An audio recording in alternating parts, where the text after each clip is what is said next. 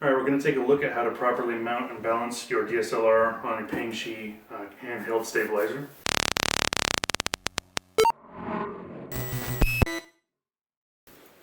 So, first get the stabilizer, open up the case.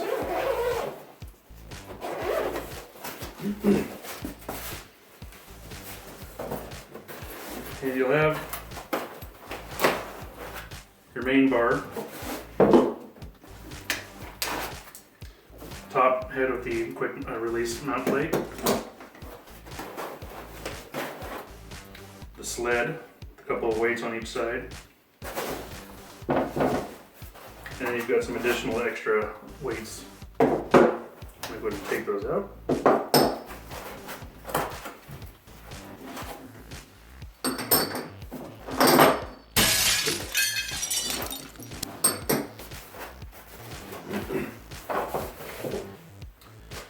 So you want to have your camera set up how you're going to use it, and even choose the focal length in which you're going to record, because once you balance it, if you change the focal length, it's going to throw the balance off.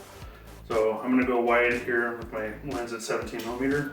I'm also going to mount it with, I have the Pangshi, or the Best View S7 field monitor. I'm going to mount it with this on there, just to show that you can, essentially. So start out. I'm going to loosen this bottom piece here and bring the rod out a little ways. And there's a little notch on here. It's going to go into the sled like so, and then twist so it can't fall out. And we're going to cinch her down. And then the same at the top, a little key or pin right here. That's going to line up with the slot in here.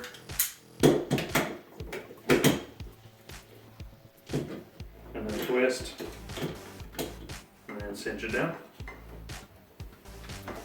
At that point, we've got our stabilizer there. I'm going to set these weights to the side for now, just in case we need them. So, I'm going to take off the quick release mount plate really quick. I'm going to mount this on my camera. I'm going to mount it in line with the lens, as opposed to side to side. So,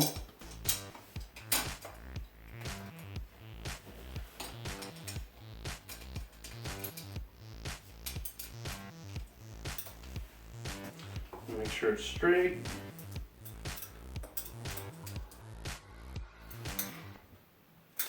Oh, and you got this plate. On the bottom of the plate, you've got some grooves here for this gear, this fine tooth knob.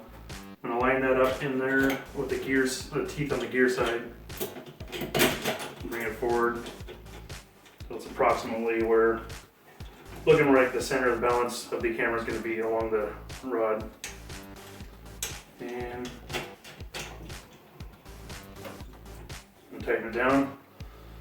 I should have started with this. I'm going to take my strap off, because this definitely don't want to strap on when you do that. I'll be right back. Alright, we're back. I've taken the strap off. So what I'm going to do at this point is I'm going to line the lens up with the sled here, and I'm going to do an initial test. I guess I'm going to pick up and see where the thing falls. So it looks like it's definitely camera heavy. A couple of options we can do. We can add more weights, or we can loosen this up here and bring the sled down a little more. And looks like it's still camera heavy. I'm going to do this and repeat until we no longer are getting it to fall that way. Alright, that looks like it's workable right there. I don't know if the camera's probably out of the picture here, so I'm going to keep on going though. At this point, alright, so we're going to stick the thing on the table, and we're going to lift up and see which direction it goes. So it looks like it's falling back. So we're going to move this plate forward to counteract that. I'm going to loosen up the quick release. I'm going to use the knob here. I'm going to move it forward a bit, and then cinch the quick release back down and try again. Looking pretty close, but now we're going to go to the side to side direction.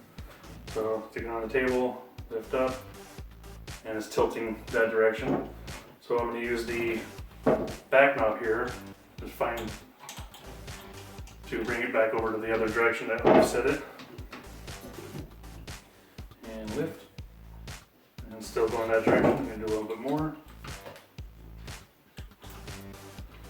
And lift. A little bit more. And lift.